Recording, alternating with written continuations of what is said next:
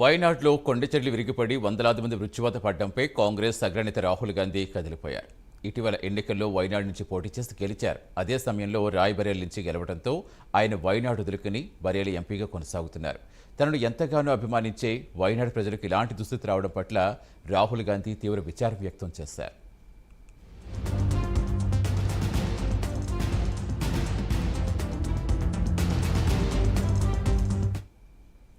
ఈ క్రమంలో ఈ రోజు తన సోదరి కాంగ్రెస్ జాతీయ ప్రధాన కార్యదర్శి ప్రియాంక గాంధీతో కలిసి వైనాడ్లో పర్యటించేందుకు వస్తున్నారు.